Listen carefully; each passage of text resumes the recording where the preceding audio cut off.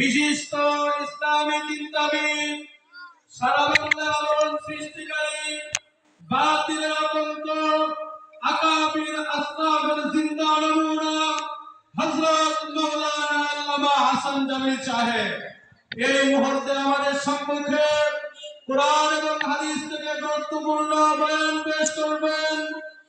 আকাবির আসলাফের জিন্দা নমুনা হযরত মাওলানা আল্লামা হাসান জামিল সাহেব হযরতের গুরুত্বপূর্ণ বয়ান পেশ করার জন্য সবিনয় অনুরোধ করছি। যারা ভাইয়েরা আমরা দাঁড়ায় আছি, জলদি করে প্যান্ডেলে বসে যাই। ভাই কেউ দাঁড়ায় না থাকি, পরিবেশটা একটু সুন্দর করি। যারা ভলান্টিয়ার ভাইয়েরা আছেন তারা সবাইকে প্যান্ডেলের ভিতরে প্রবেশ করাই দেন। আল্লাহ তাআলা সকলকে কথাগুলো মনোযোগ সহকারে আমলের নিয়তে শোনার তৌফিক দান করুন। السلام عليكم ورحمة الله وبركاته. سبحانك لا علم لنا إلا ما علمتنا رب اشرح لي صدري ويسر لي أمري.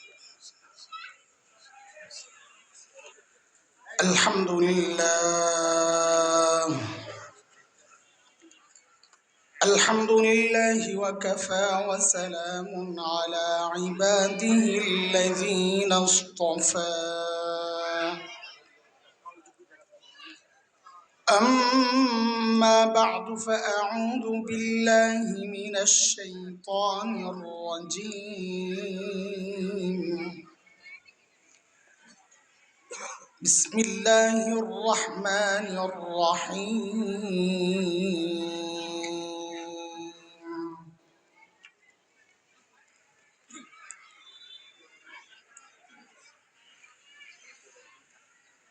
لقد من الله على المؤمنين إذ بعث فيهم رسولا من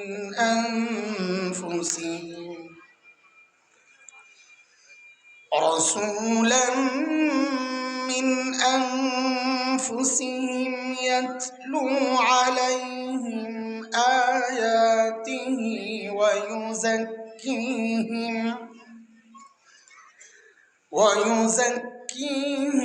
ويعلمهم الكتاب والحكمة وإن كانوا من قبل لفي ضلال مبين.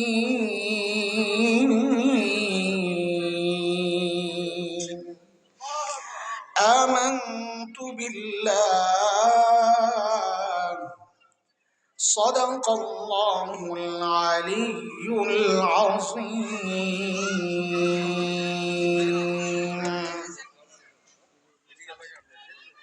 السنة ইসলামিক স্কুল ও যুব সমাজের উদ্যোগে আয়োজিত দশম তাফসীরুল কোরআন মাহফিলের মুহতারাম সভাপতি, অতিথিবৃন্দ, হযরত উলামায়ে কিরাম, মুরব্বিয়ানে আযম, দূর দূরান্ত থেকে আগত ইসলাম প্রিয় সুধী সমাজ, প্রিয় ছাত্র ভাইয়েরা, যুবক বন্ধুরা, পর্দার আড়ালের মা ও বোন, আল্লাহ সুবহানাহু ওয়া তাআলার অশেষ মেহেরবানি, করুণা, দয়া, যে মহান মালিক লাখো কোটি মানুষ থেকে বাছাই করে দ্বীনি এই মজলিসে আমাকে আপনাকে আসার, বসার, কিছু কথা বলা ও শোনার তৌফিক দান করেছেন, সেজন্য মহান রবের শুকরিয়া আদায় করি। জবান খুলে, প্রাণ খুলে কালিমাতুশ শুকর উচ্চারণ করি, আলহামদুলিল্লাহ। কুরআন আল কারীমের সূরাতু আলে ইমরানের একটা আয়াত আমি পড়েছি। যেই প্রতিষ্ঠানের উদ্যোগে আয়োজন, এই প্রতিষ্ঠানের কি দরকার, এই বিষয়ে কিছু কথা বলার উদ্দেশ্যে এই যে আস-সুন্নাহ ইসলামিক স্কুল প্রয়োজন কি, কত স্কুল আছে বাংলাদেশে, আবার এই নামের স্কুলের কি দরকার, এই বিষয়টা বলার জন্য কোরআন আল কারীমের সূরাতু আলে ইমরানের 164 নম্বর আয়াতটা আমি পড়েছি। আমি আপনাদের কাছে চাইবো যেটা একটু মনোযোগ, আর কিচ্ছু লাগবে না। আমার সাথে সাথে কথা বলতে হবে। আমি একা একা কথা বলতে পারবো না। পারবেন ইনশাআল্লাহ? একটা বিষয় নিয়ে একটা উদ্দেশ্যকে সামনে রেখে কথা চলতে থাকবে, দেখবেন এক লাইনে কথা চলতেছে ইনশাআল্লাহ। আপনারা যদি লাইন মিস করেন তাইলে আপনাদের কিছু হবে না, আমার বুঝাইতে কষ্ট হবে। ঠিক আছে? কথা দিবেন তো মনোযোগ ইনশাআল্লাহ? আছে মনোযোগ? না এখন শুরুর কি অবস্থা? শুরুতে এলোমেলো লাগে, মনোযোগ আছে? ঘুমাইছেন কি? একটু হাত উঠায় দেখান তো, আল্লাহু আকবার। এই মনোযোগ আপনাদের? আমি তো মনোযোগ পরীক্ষা করছি, এই টাইমে কেটা ঘুমাইবে আমি জানি না। এখন বলেন মনোযোগ থাকবে তো ইনশাআল্লাহ? আসল না আগেরটার মতো? একটু আগে যেটা বলছিলেন ওই রকম না অরিজিনাল? দেখেন, আমার সাথে সাথে থাকতে হবে, নাইলে আমি কথা বলতে পারবো না। আর শুরু করলে আপনারাও বুঝবেন, সাথে সাথে না বললে আমার কথাও যে আগাবে না, এটা আপনারাও বুঝবেন। কথার ধরনটাই এমন। মুখস্থ কথা খালি চলো চোখ বন্ধ কইরা টানতে থাকো খালি আল্লাহর নাম লইয়া, ইউসুফ জুলাইখার কাহিনী বইলা মাহফিল শেষ, ওগুলা পারবো না। কথা বুঝতে পারছেন? দোস্ত, আল্লাহ সুবহানাহু ওয়া তাআলা জমিনে যত নবী পাঠিয়েছেন আলাইহিমুস সালাতু ওয়াস সালাম, এই সমস্ত নবীকে আল্লাহ কেন পাঠাইছেন, কখন পাঠাইছেন? আল্লাহ তাআলা যখন দেখেছেন তার বান্দা ধ্বংসের খাদে চলে গেছে, জাহান্নামের রাস্তায় ছুটে চলেছে, ওই বিপন্ন বিপর্যস্ত মানবতাকে রক্ষার জন্যে, ওই অসুস্থ মানুষগুলোকে সুস্থ করার জন্যে আল্লাহ সুবহানাহু ওয়া তাআলা যুগে যুগে হযরতে আম্বিয়া আলাইহিমুস সালামকে দুনিয়ায় পাঠিয়েছেন। যেমন হযরতে মূসা আলাইহিস সালামকে আল্লাহ দুনিয়ায় কখন পাঠাইছেন? আল্লাহ তাআলা যখন দেখেছেন ফেরাউন এবং তার বংশের লোকেরা, বনি ইসরাইল নবীর বংশ, মূসা আলাইহিস সালামের বংশ বনি ইসরাইল, তার উপর এমন নির্যাতন চালাচ্ছিল যে বনি ইসরাইল নিঃশেষ হয় প্রায়। নির্যাতনের কিছু ধরন কোরআন আল কারীমের মধ্যে আসছে। কোন ধরনের নির্যাতন করত ফেরাউন? যেমন সূরা ইব্রাহিম 13 নম্বর পারা, সূরা ইব্রাহিম 6 নম্বর আয়াত।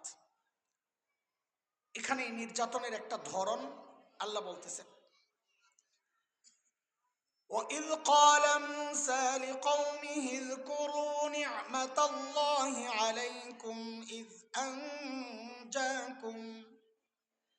إذ أنجاكم من آل فرعون يسومونكم سوء العذاب ويذبحون أبناءكم ويستحيون نساءكم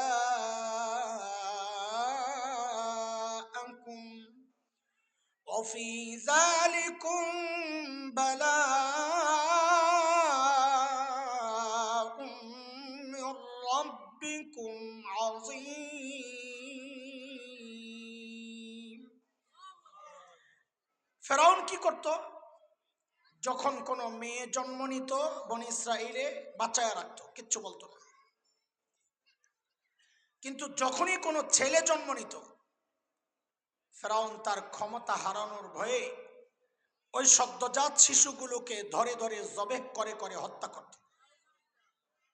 আচ্ছা, আমাকে একটু বলেন তো আপনারা, এই ছোট্ট বাচ্চা মাত্র জন্ম নেওয়া, যার শরীরের হাড্ডিগুলো এখনো গোশতের মতো নরম, এই বাচ্চার পক্ষে ফেরাউনের মতো এমন পরাশক্তি কাউকে ক্ষমতা থেকে নামানো সম্ভব ছিল? এটা সম্ভব? তাইলে ফেরাউন এই ছোট্ট ছোট্ট বাচ্চাদেরকে এত ভয় পেত কেন? কারণটা কি? কারণ হচ্ছে এটা আল্লাহ তাআলার দুনিয়া পরিচালনার একটা সিস্টেম। কেউ যখন হক হয় সে যত দুর্বল হোক না কেন, কেউ যখন বাতিল হয়, সে যত শক্তিশালী হোক না কেন, আল্লাহর সিস্টেম এটা, আল্লাহ ওই দুর্বল হকের ভয় ওই শক্তিশালী বাতিলের কলিজায় ঢুকাইয়া দেন। আরে জীবিত মানুষ তো ভয় পাইতই, এই জমানার হকপন্থী কেউ যদি হয় তার লাশকে পর্যন্ত বাতিলরা ভয় পায়। আমি দেখেছি কোরআনের পাখি আল্লামা দিলওয়ার হোসেন সাঈদী রহিমাহুল্লাহ যখন দুনিয়া থেকে বিদায় নিলেন, পিজি হসপিটাল আমার বাসার কাছে, তো খুব দেখছি কাছ থেকে, হায় যে কি এক অবস্থা, মনে হয় যেন যুদ্ধ লেগে গেছে দেশে। তা আমি বলি, কিরে ভাই, লাশকে এত ভয় পায় কেন? তো বুঝলাম এটাই আল্লাহর সিস্টেম। কেউ হক হইলে সে যত দুর্বল হোক না কেন, বাতিল যত শক্তিশালী হোক না কেন, আল্লাহ বাতিলের কলিজায় ওই হকের ভয় ঢুকায়া দেন। এ পর্যন্ত কথা বুঝেছেন? আগানো যাবে? আমাকে দুইটা প্রশ্নের জবাব দেন। সর্বশ্রেষ্ঠ রসুল কে? এমন ভাবে বলতেছেন মনে হয় যেন ঠকে গেছেন। এটা গর্ব না আমাদের? তো গর্বের কথা গর্বের মতো বলতে হয়, গর্ব করে বলতে হয়। কেমনি বলবেন?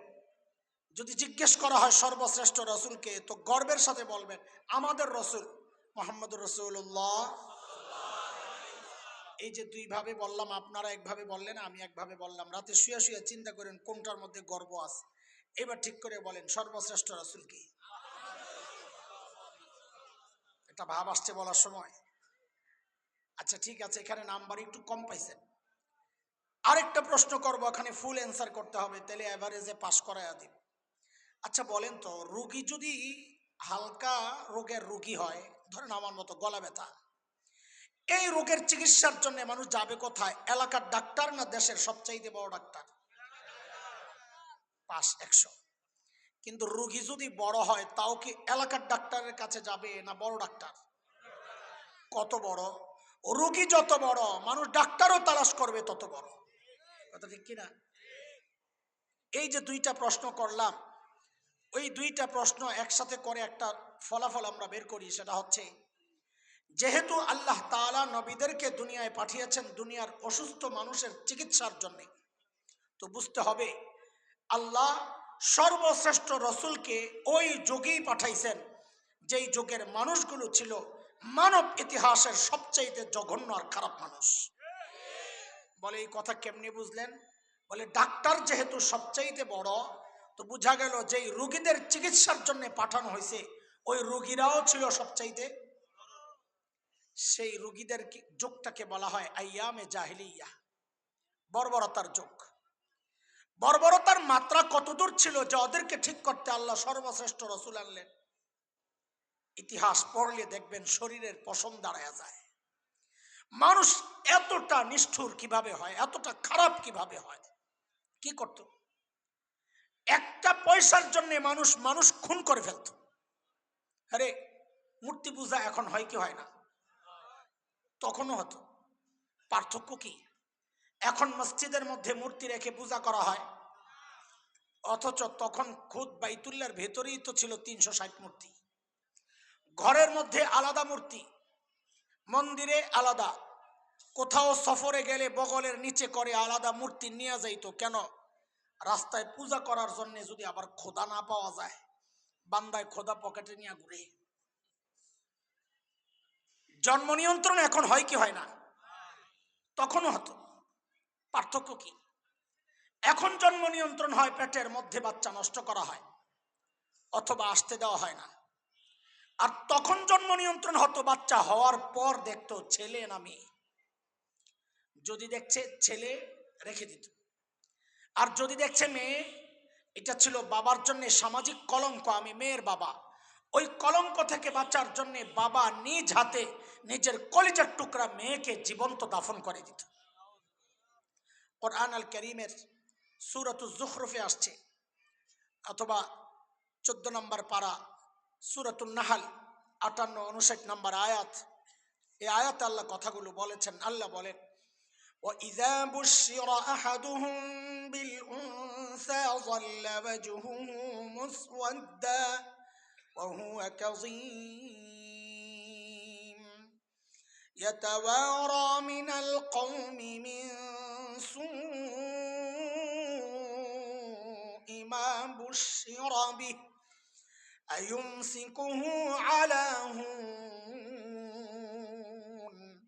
أم يدسه في التراب ألا ساء ما يحكمون।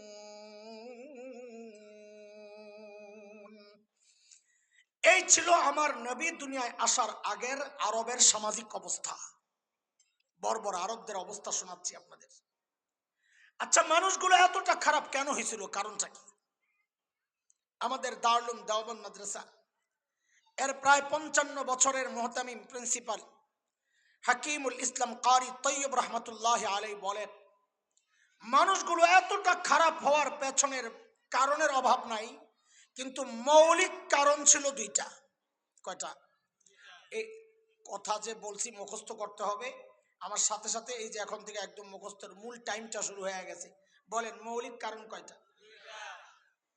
1 নাম্বার জাহালত, লেখাপড়া ছিল না, মূর্খতা। 2 চারিত্রিক অধপতন।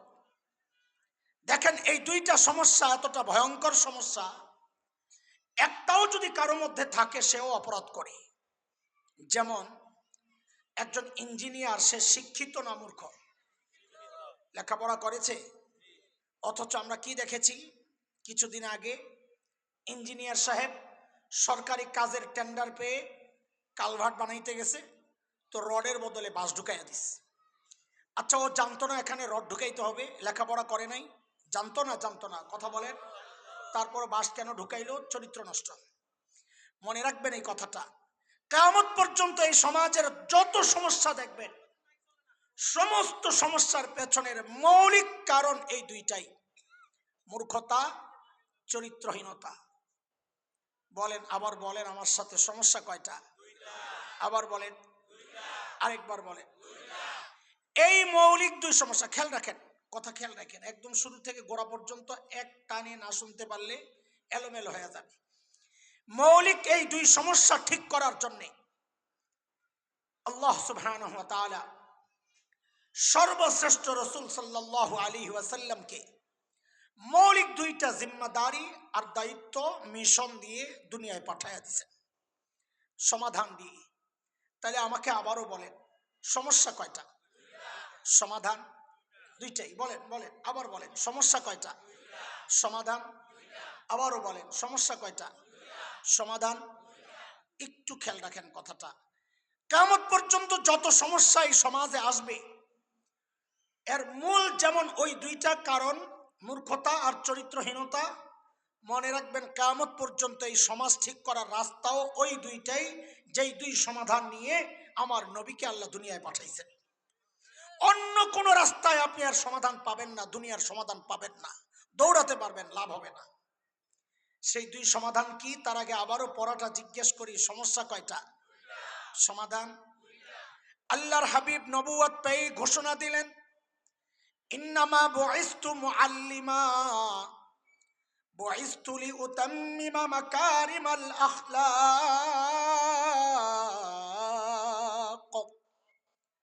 নবী ঘোষণা দিলেন, আল্লাহ আমাকে শিক্ষক বানায়া দুনিয়ায় পাঠাইছেন।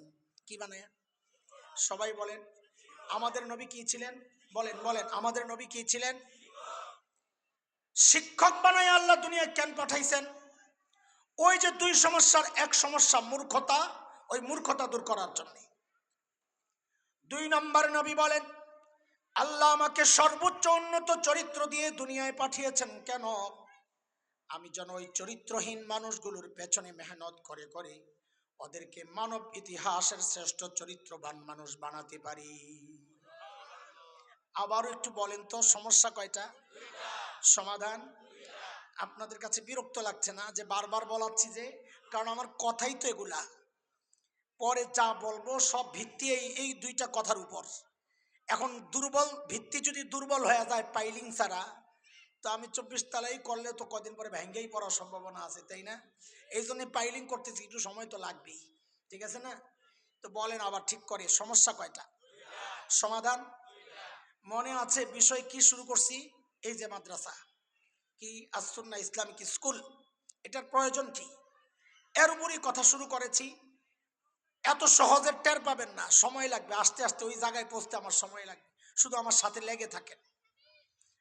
দেখেন, আপনাদের এখানকার উপস্থিতি দেখে একটা কথা বলতে খুব মন চাচ্ছে, কিন্তু একটু আশঙ্কাও লাগছে যে আপনাদের অনেকের কষ্ট লাগতে পারে।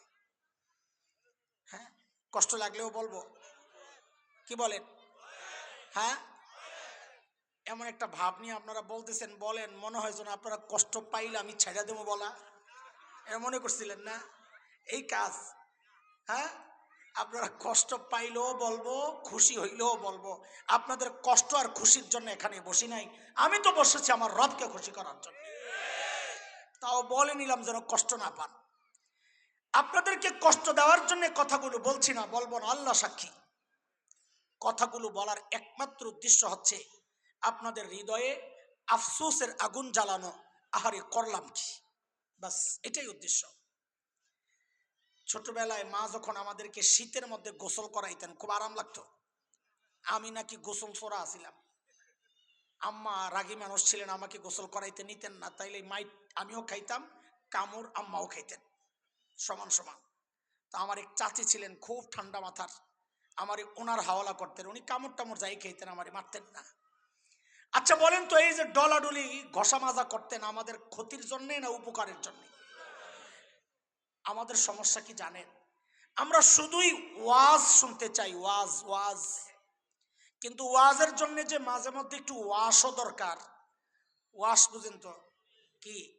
ধোলাই ধোলাই ধোলাই, একটু যে ধোলাই দরকার। আমরা ওয়াশ হইতে রাজি না, খালি ওয়াজ শুনতে রাজি। ওয়াজ মানে যেটা কবরের নিচের কথা আর যেটা আসমানের উপরের কথা। হুজুর মাঝখানে আইসেন না, দুনিয়া ভালো জায়গা না, রাজনীতির আলাপ করেন না। দেখেন না কি বলে, হুজুর রাজনীতির আলাপ করেন না। তো রাজনীতির আলাপ মাহফিলে করা না গেলে তুমি রাজনৈতিক নেতা মাহফিলের স্টেজে কি জন্য উঠছো? তুমি আসো কি জন্যে? তুমিও আসবা না। আরে কথা বলেন, রাজনীতির আলাপ কেন করা যাবে না? রাজনীতি খারাপ জিনিস, তো খারাপ জিনিস হলে তুমি করো কেন? আর ভালো জিনিস হলে আমি বলতে পারবো না কেন? একটা তো বলবা কিছু। এখনো এই সমস্যার মুখোমুখি ওই রকম হই নাই।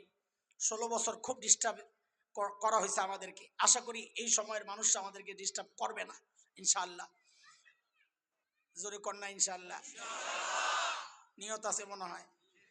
হ্যাঁ, বাবে শুনতেছি কিছু, আমগো সাহস পায় না। আজকে একটু আগে একজনকে বইলাইছি যে 16 বছর যে আচরণ দেখছি, ওই আচরণ আপনারা দেখাইলে কিন্তু জাতি আপনাকে লাথি দিতে দেরি করবে না।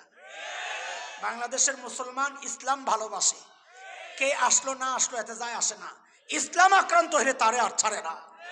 আরে কথা বলেন না? হ্যাঁ, কথা বলা লাগবে আমার সাথে, চুপচাপ বোবার সাথে আমি কথা বলতে পারবো না।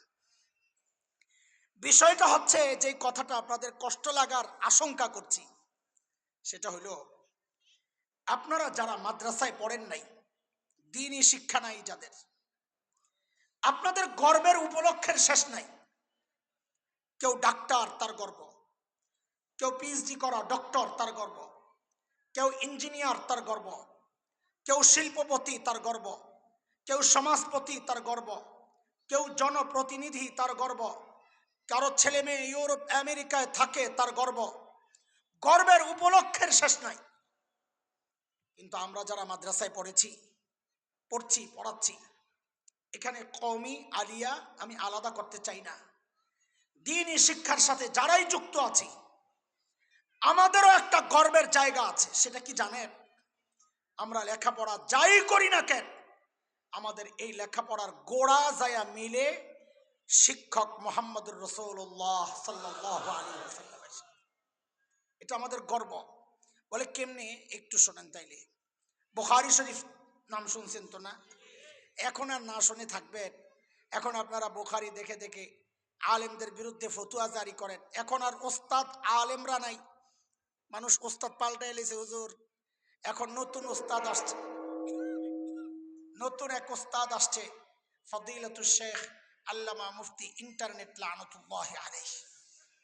এখন ওই ওস্তাদের স্মরণাপন্ন হয় সবাই। আরে ভাই তুমি কি করলা? এমনি তো কষ্ট লাগতেছে, খুব কষ্ট পাইতেছে, সেটিং হয় না একেবারে। এখন আবার কি শুরু করছে? লাড়ালাড়ি করো না, ঠিক আছে? কই গেছে আমার আওয়াজ? আল্লাহ আল্লাহ, এখনই তুমি চুল কাটা শিখবা আমারে দিয়া, বুঝেন না এই কথা? চুল কাটা শিখতেছে আমারে দিয়া, এটা সময় তোর বেটা আমার চুল কাটা। হজ করলে মাথা চাচা লাগবে যার, তারে দিয়া চুল কাটা শিখতে হয়। এত সাইডটাই লাগবে না, আমি একটু কাটিয়া দিই আগে। আমি তো হজে যাই নাই, তুই আমার চুল কাটটা কেন চুল কাটা শিখতেছস? মানে বলতেছি বাইক ঠিক করার সময় কি এখন? কথা বুঝেন নাই না? এতক্ষণ পরে বুঝলে আমি কথা কেমনে বলবো? আকার ইঙ্গিতের কথাগুলো ধরে নিতে হবে। তো বুখারী শরীফ নাম শুনছেন তো না? আলহামদুলিল্লাহ আমরাও পড়েছি, আলহামদুলিল্লাহ। আল্লাহ চাই তো পড়াচ্ছি। এখানে অনেক আছেন যারা বুখারীর ছাত্র পড়েছেন, ওস্তাদও থাকতে পারেন, আমি জানি না। বুখারীর প্রথম হাদিস, ইন্নামাল আমালু বিন্নিয়াত, লম্বা হাদিস। দেখেন এই হাদিসটা আমি তো ঢাকা ফরিদাবাদ মাদ্রাসায় পড়েছি। আমার উস্তাদ মুহতারাম শেখুল হাদিস আল্লামা আব্দুল হাফিজ রহমতুল্লাহ আলাইহি, এই হাদিস আমি ভারতের দেওবন্দ মাদ্রাসায় পড়েছি। আমার উস্তাদ শেখুল হাদিস আল্লামা নাসির খান রহমতুল্লাহ আলাইহি, আমার এই দুই উস্তাদের উস্তাদ শেখুল আরব ওয়াল আজম হযরত হুসাইন আহমদ মাদানী নওয়ারাল্লাহু মারকাদাহ, তার উস্তাদ ছিলেন এই হাদিসের শেখুল হিন্দ হযরত মাহমুদ হাসান দেওবন্দি রহমতুল্লাহ আলাইহি। আহা আহা, জোর করে বসানোর দরকার নাই। কদিন আগে শুনছি বিশেষ এক জেলার থেকে বাস আসতেছে, তো বলে বইসা গেলে 100 টাকা, দাঁড়ায় গেলে 200 টাকা। কি খালি হাসে পোলা ভাই, বসলে দাঁড়াইলে কেন? বিশেষ কারণে তারা বসতে পারে না, ওই এলাকার মানুষের জন্য দাঁড়ায় আসাটাই সুবিধা বেশি। তো এখন যারা দাঁড়ায় রয়েছে তারা কি ওই এলাকার মানুষ নাকি? আমি কথাটা বুঝাইতে পারি নাই মনে হয়, বেশি সূক্ষ্ম হয়ে যাইতেছে কথাবার্তা। এই বসেন, আল্লাহ ভরসা। মেহমানরা আসবে, যাবেন, দোয়া নিবেন, আমরা আমাদের কাজ চালাইয়া যাবো, অসুবিধা নেই ইনশাআল্লাহ। না সমস্যা নাই, না না, আসেন, কোনো অসুবিধা, আপনিও বসেন, আপনাকে কথাই তো বলতেছি।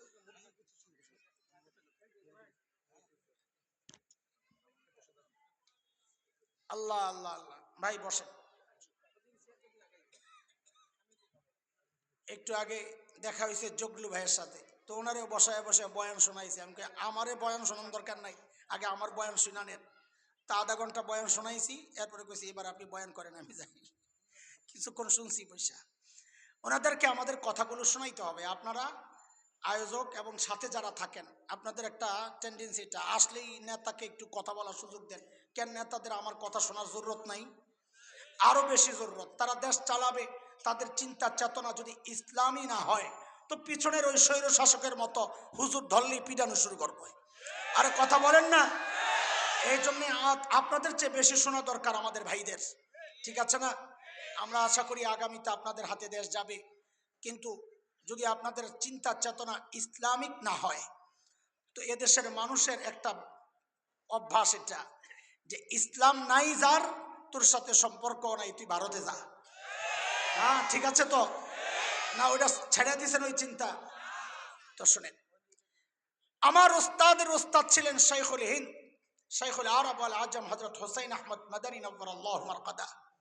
তার উস্তাদ ছিলেন শেখুল হিন্দ মাহমুদ হাসান দেওবন্দি রহমতুল্লাহ আলাইহি।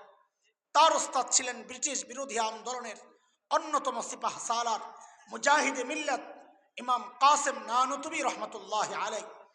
তার উস্তাদ ছিলেন শাহ আব্দুল গনি মুজাদ্দিদে দেহলভী রহমতুল্লাহ আলাইহি। তার উস্তাদ ছিলেন শাহ মোহাম্মদ ইসহাক দেহলভী রহমতুল্লাহ আলাইহি। তার উস্তাদ ছিলেন শাহ আব্দুল আজিজ মুহাদ্দিস দেহলভী রহমতুল্লাহ আলাইহি। তার উস্তাদ ছিলেন শাহ ওয়ালিউল্লাহ মুহাদ্দিস দেহলভী রহমতুল্লাহ আলাইহি। তার উস্তাদ ছিলেন আবু তাহের আল মাদানী রহমতুল্লাহ আলাইহি।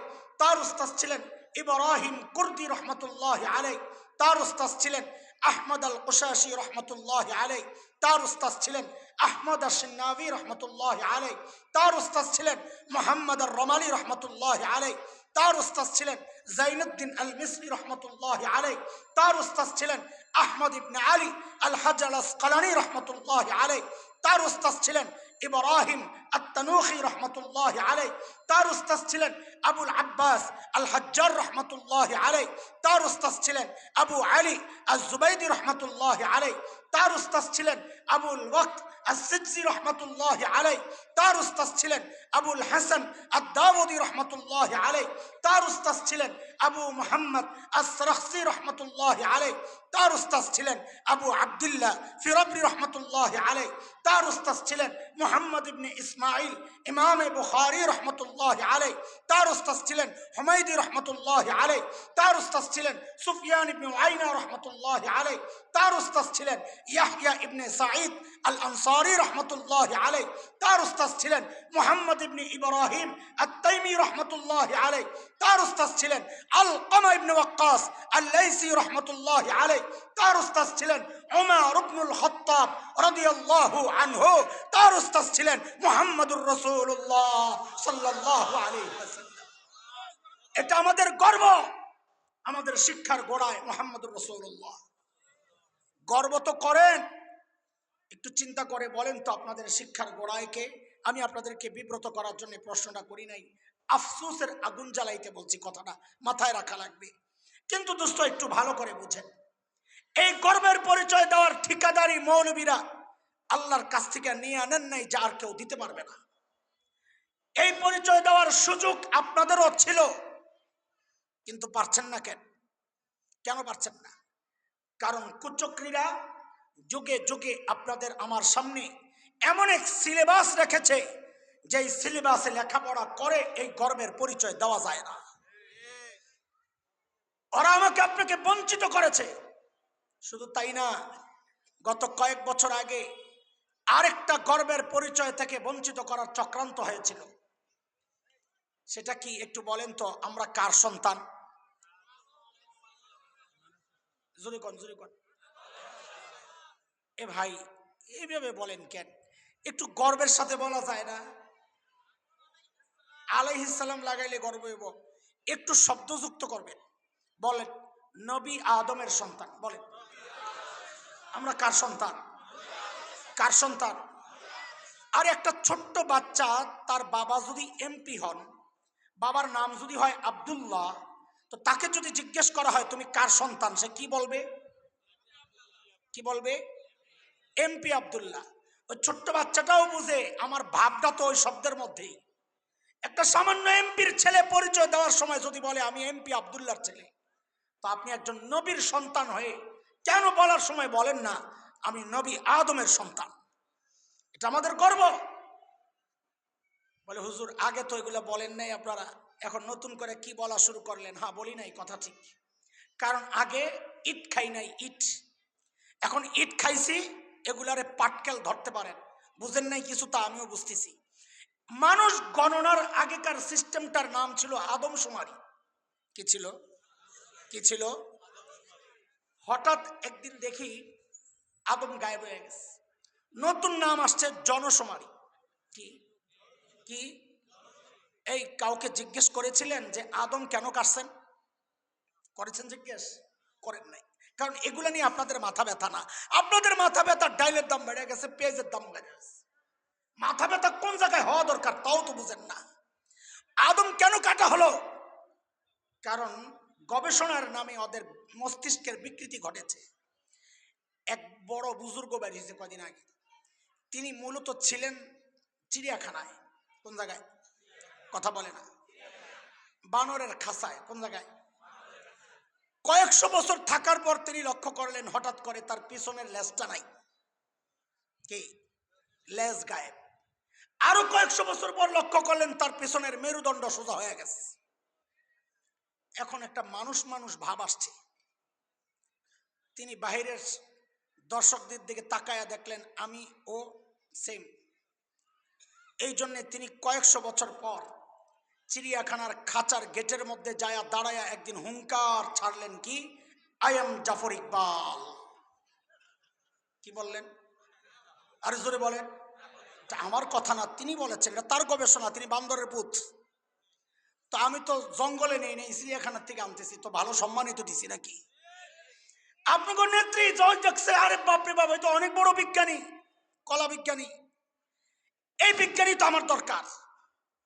ওই বিজ্ঞানীর আইনা আপনার আর আমার সন্তানের ভবিষ্যৎ তার হাতে তুলে দিল।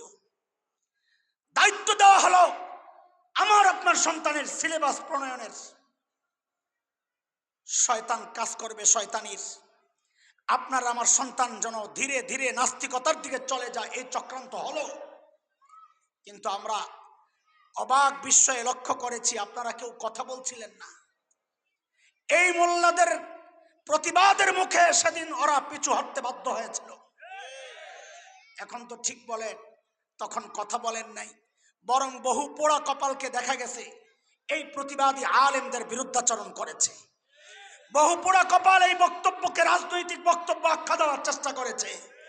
দোস্ত, সব জায়গায় রাজনীতি টাইনেন না, এটা রাজনীতির বিষয় না, এটা আমার ইমানের ব্যাপার, এটা আমার বিশ্বাস আর আকীদার ব্যাপার, এটা আমার চেতনার ব্যাপার। এমন চক্রান্ত আরো হতে পারে।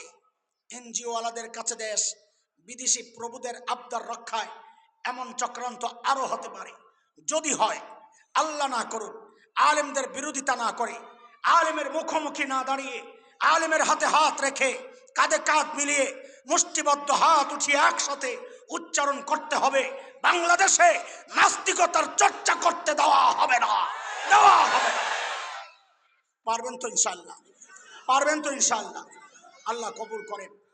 এটা খুব স্পর্শকাতর ব্যাপার। আমি কথা বলতেছি, খুব আপনাদের জন্য কঠিন বিষয়টা, তারপরও বলবো। না বললে তো আস্তে আস্তে ইজি হবে না। আজকে হয়তো ভাল লাগবে না, আরেকদিন হয়তো খারাপ লাগবে না, আরেকদিন হয়তো পছন্দ হবে। বলা তো লাগবে। যদি ডরে ডরে না বলি, যারে মানুষের মন বিগড়াইয়া যাবে, তাইলে আপনাদের সাথে আমাদের খেয়ানত হবে। কথাগুলো শুনতে থাকেন। আই চিল্লান দিয়ে আবার ভুল্লা যান নাই তো। সমস্যা ছিল কয়টা, সমাধান আল্লাহর হাবিব ওই দুই সমাধান সহ যখন ওই বর্বরদের পেছনে মেহনত করা শুরু করলেন, আহারে এখন আর বর্বরদের পরিচয়, ওরা বর্বর নাই, পরিচয় পাল্টায় গেছে। বলে নতুন পরিচয় কি বলেন? বলে আমি কি বলবো, আল্লাহকে জিজ্ঞেস করো না।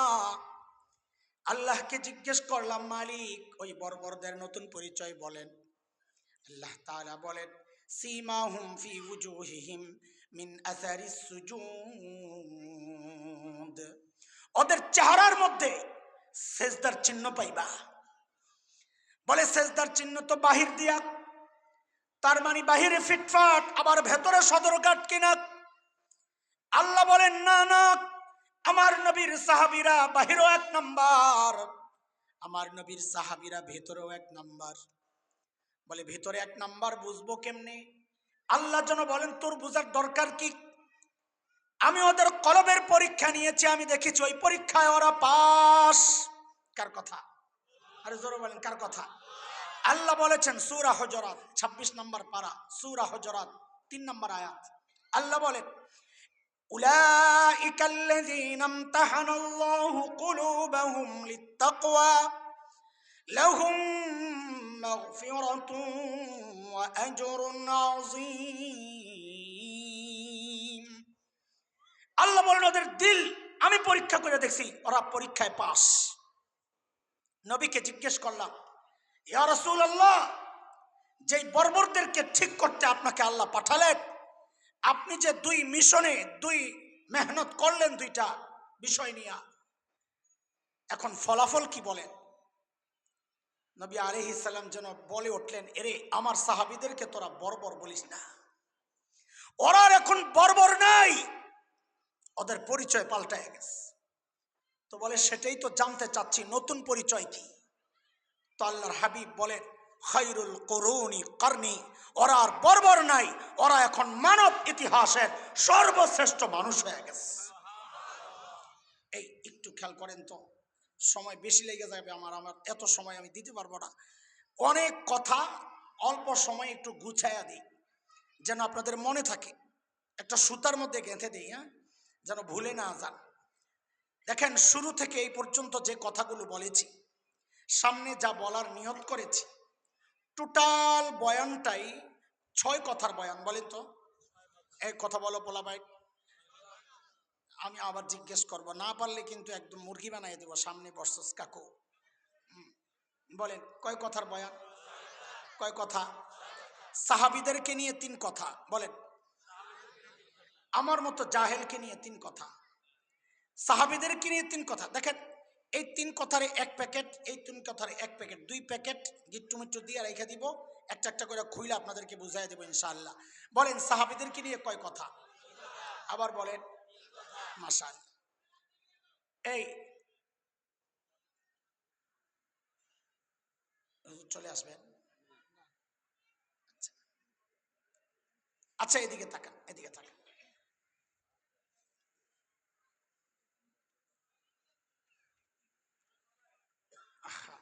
আচ্ছা আপনারা যারা এই যে ঠিকঠাক করবেন, যা আপনারা আওয়াজ করেন না, হ্যাঁ? এখানে যারা আছেন কোনো আওয়াজ করবেন না, কেউ আসলে নিয়ে আসবেন আস্তে করে মেহমানদেরকে। আওয়াজ করলে সবার মনোযোগ নষ্ট হয়, ঠিক আছে? আপনাদের দেখা শেষ হইলে আমারই বললেন, হ্যাঁ ঠিক আছে, হ্যাঁ যে হুজুর শেষ হয়েছে তাই আমি কথা শুরু করো, অসুবিধা নেই। না আর একটু দেখেন, আল্লাহ ওয়ালাদের চেহারা দিয়ে তাকাইলে তো সব হইব। দেখেন ভালো করে দেখেন, আমার কি ওখান থেকে কালো দেখা যায়? আচ্ছা ঠিক আছে, কই বসছেন?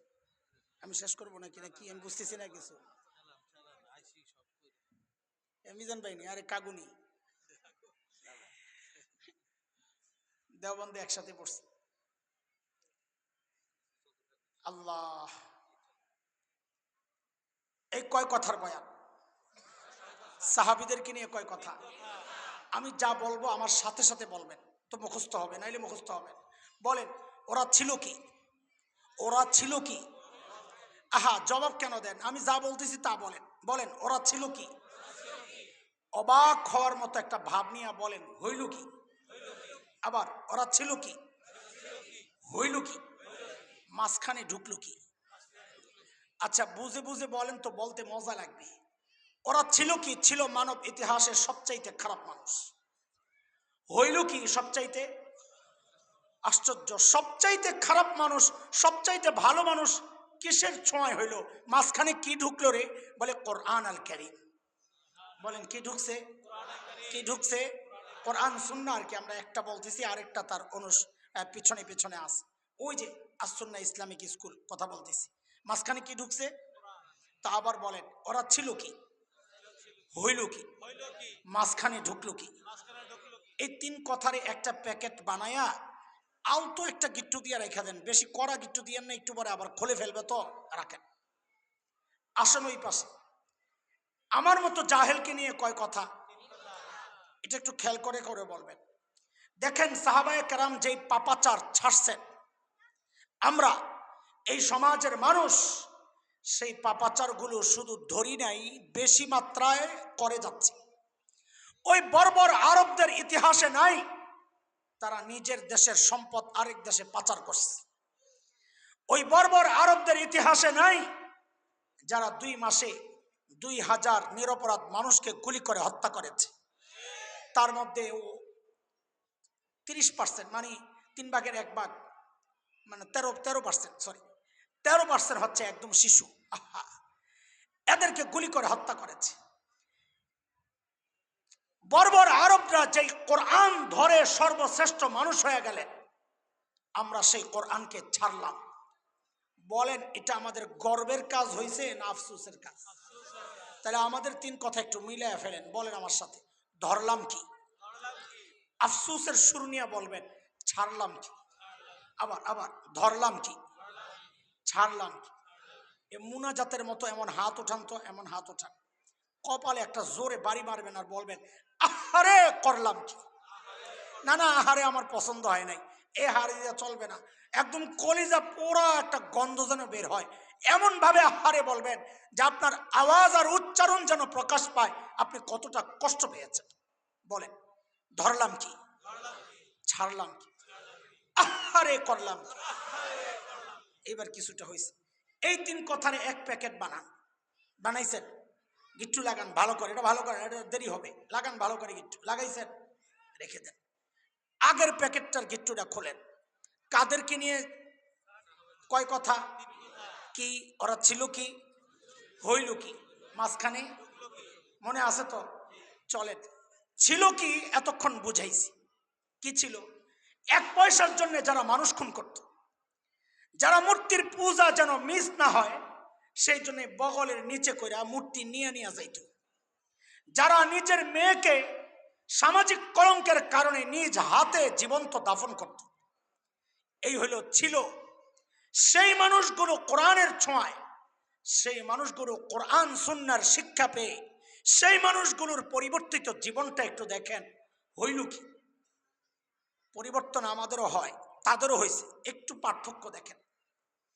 আল্লাহর নবীর এক সাহাবী, এখন কি শুনাইতেছি আপনাদেরকে, হইল কি শুনাইতেছি, কি কোরআনের ছোঁয়ায় পরিবর্তন কি হয়েছে ওইটা শুনাইতেছি। আল্লাহর নবীর এক সাহাবী ছিলেন হযরত সাঈদ ইবনে আমির আল জুমাহি রাদিয়াল্লাহু আনহু। মুসলমান হয়েছেন একটু দেরিতে, হিজরতের বেশ পর। দেরিতে মুসলমান হলে কি হবে? ঈমান ছিল বড় পাক্কা। কতটা পাক্কা? একটা ছোট্ট গল্প শুনলেই বুঝবেন ঈমান কত পাক্কা ছিল। হযরত ওমর যখন খলিফা, এই ওমর নরম না গরম? কেমন গরম? অনেক। কত অনেক। হাদিস নবী আলাইহিস সালাম বলেছেন, ওমর যেই রাস্তা দিয়ে চলে শয়তান ভয়ে আর ওই রাস্তায় থাকে না, আরেক রাস্তায় চলে যায়। হ্যাঁ হ্যাঁ হ্যাঁ, আমরাও যেই রাস্তা দিয়ে চলি ওই রাস্তা দিয়েও শয়তান চলে না। কি ঠিক? খুশি লাগতেছে যে ঠিক না? না ঠিক, বাকি কারণ ভিন্ন।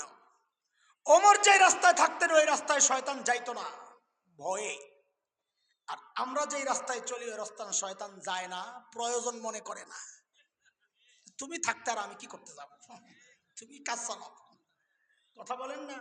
আমাদের হালত যা হয়েছে, শয়তানকে ছাড়াই গেছি আমরা। হযরত ওমর যখন খলিফা, ওমরকে একদিন যায়া বলছে হযরত সাঈদ, ওমর আল্লাহ দায়িত্ব দিয়েছেন ঠিকঠাক মতো আদায় করেন, নাইলে কিন্তু খবর আছে। বাপরে বাপ, কলিজায় সাহস কত! এত সাহস কই পেল? মানুষ নিজে যখন সৎ হয় তার সাহসও তত উঁচা হয়। নিজের মধ্যে 2 নম্বরই থাকলে কথা বলবে মিনমিন মিনমিন কইরা, আর তেলের বোতল খালি করবে। তেলের বোতল খালি করে কি জন্যে?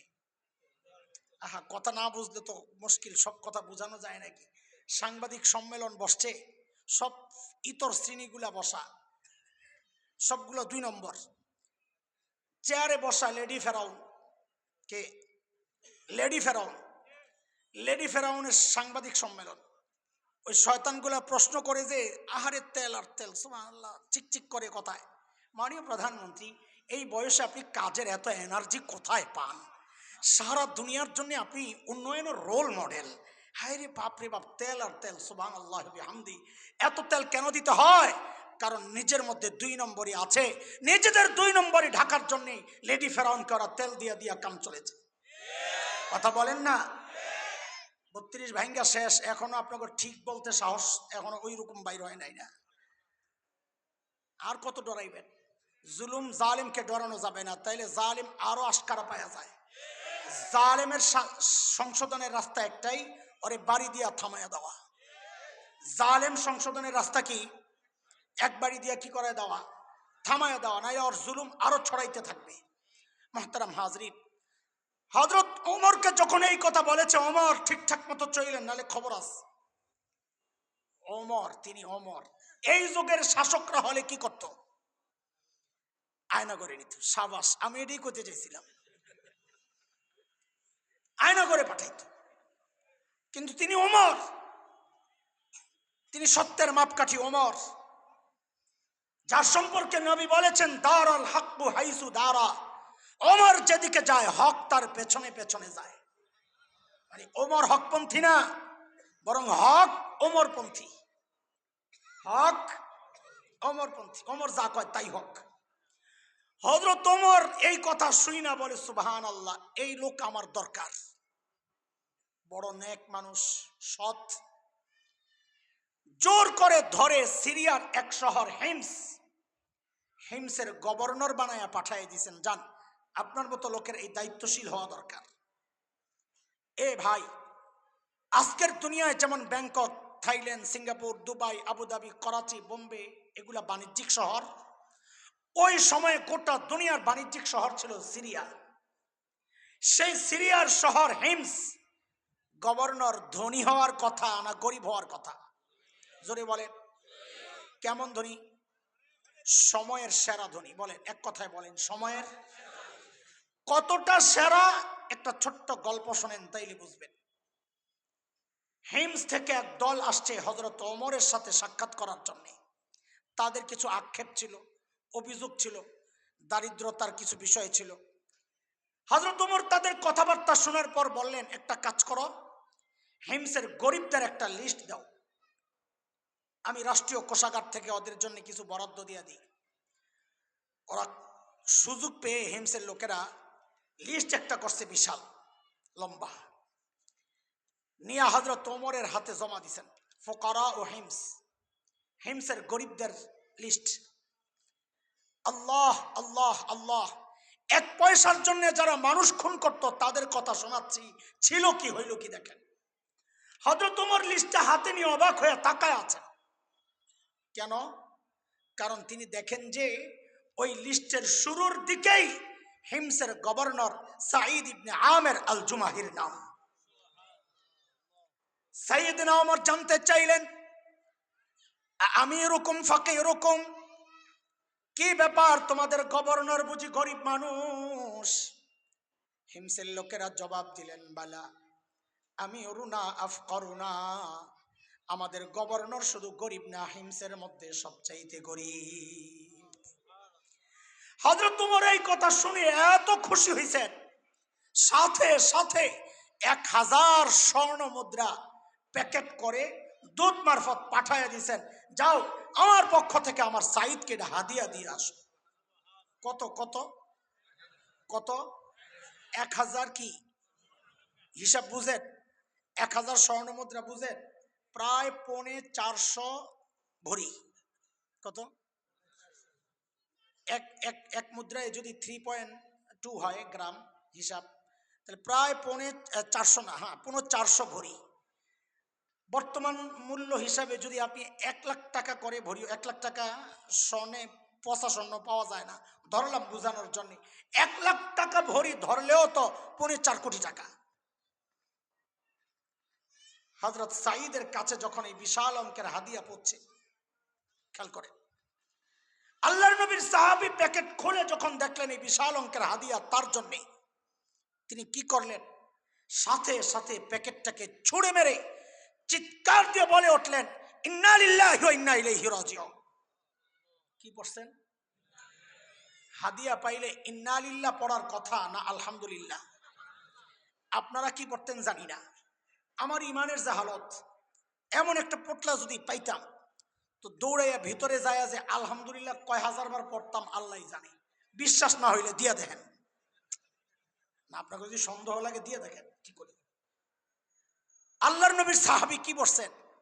কথা বলেন, তাড়াতাড়ি কথা বলেন, কি পড়েছেন? বউ তো ভেতর থেকে ভয় পেয়ে গেছে। আরে আল্লাহ, এমন ভাবে ইন্না লিল্লাহ কেন পড়ছে? না জানি মদিনা থেকে যে দূত আসছে, কোন দুঃসংবাদ নিয়ে আসছে হয়তো। সাথে সাথে জানতে চাইলেন, আকুতিলা উমর ইবনুল খাত্তাব, কি ব্যাপার সাইয়েদনা ওমর বুঝি শহীদ হয়ে গেছেন? এইভাবে ইন্না লিল্লাহ কেন পড়লেন? হযরত সাঈদ বলেন, না না, ঘটনা তা না, বরং তার চেয়েও মারাত্মক, আরো খারাপ কথা। বিবি আবার জানতে চাইলেন, আকুতিলাল মুসলিমুনা ফি মারিকা, তাইলে কি কোনো যুদ্ধে মুসলমান ব্যাপকভাবে শহীদ হয়ে গেল কিনা? হযরত সাঈদ বলেন, না না, ঘটনা তাও না, তার চেয়েও মারাত্মক। বউ মনে করছে খাইছে, তাইলে তো মনে হয় আমার জামাইয়ের কল্লাটা নিতেই পাঠাইছে। এইভাবে ইন্না লিল্লাহ কেন পড়লেন? আরে বলেন না কেন পড়লেন? আল্লাহু আকবার। আল্লাহর নবীর সাহাবীর জবাবটা শুনেন। ছোট্ট একটা কথা, কিয়ামত পর্যন্ত কেউ যদি চায় সে জাহেদ হবে, দুনিয়া বিমুখ হবে, এই কথাটাকে সাইনবোর্ড বানাইলেই তার জন্য যথেষ্ট। তিনি কি বললেন? উদখিলাত আলাইয়া দুনিয়া লিতুফসিদা আখিরাতি, আরে আমার ঘরে দুনিয়া ঢুকায় দেওয়া হয়েছে আমার আখিরাত বরবাদ করার জন্য। সাথে সাথে বিবিকে বললেন, আমি চাই মদিনার দূত আমার ঘরে থাকতে থাকতে এই 1000 স্বর্ণ মুদ্রা তুমি হিমসের গরিবদের মধ্যে বিলাইয়া দিবা। কি বুঝলেন? কিছু বুঝছেন? শাসকের মধ্যে যদি দিনদারি থাকে, শাসক যদি ইমানদার হয়, তো নিজের বরাদ্দের টাকাটাও জনগণকে দিয়ে দেয়। আর শাসকের মধ্যে যদি দিন ধর্ম না থাকে, তো জনগণের বরাদ্দের টাকা মাইরা বিদেশ যায় বাড়ি বানায়। কথা ঠিক কিনা বলেন? এটাই বাস্তবতা। বিবিরে যখন বলছে সব দিয়া দাও, বিবি তো আর আমাদের বিবি না। আচ্ছা না, আপনাদের বিবি ভালো, যেই সিপা দিয়ে আসছি আমি কোন বিপদে পড়ি আল্লাহ জানে, আমারটার উপরে দিয়া যাক, সামনে নাই। আমার বউরে যদি বলতাম সব দিয়া দাও, তো ভেসকি যে মাল লইলে আমার বুজুর্গি দেখায় সব দিয়া দিন। বেশি পিড়াপিড়ি করলে বলতো কি 2 ভাগ করেন, অর্ধেক আমার অর্ধেক আপনার, আমারটা থাক, ঘরে কত কিছু লাগবে আপনারটা দান করে দেন, অনেক সওয়াব হবে। কিন্তু বিবি তো সাহাবীর বিবি। কার কথা বলেন? কার? আল খাবিসাতু লিল খাবিসিনা ওয়াল খাবিসুনা লিল খাবিসাত ওয়াত তাইয়িবাতু লিত তাইয়িবিনা ওয়াত তাইয়িবুনা লিত তাইয়িবাত উলাইকা মুবাররাউনা মিম্মা ইয়াকুলুন লাহুম মাগফিরাতুন ওয়া রিজকুন কারীম। এর একটা সরল অর্থ করি, আমার সাথে যারা বিয়া করো নাই তারা বইল, জেসকার লগে তেসকা। বুঝো নাই কথা না? খালি তাবিজের জন্য আসে ভাইজান। হুজুর বিয়া করতে চাই, কে জানি আটকায় রাখছে, হ্যাঁ বলে খালি আটকাই রাখে। আমি বলি কি, কেউ আটকায় নাই, তুমি তোমার চিন্তা পাল্টাও। বলে মানি, তুমি নিজে 2 নম্বর আর বউ তালাশ করবা, রাবেয়া বসরিয়া, জিন্দিগিতে বউ পাইবে না। আল্লাহ কি জালেম নাকি তোমার মতো 2 নম্বরের কাছে নেককার মেয়েটারে পাঠাইয়া তাকে ঠকাবেন?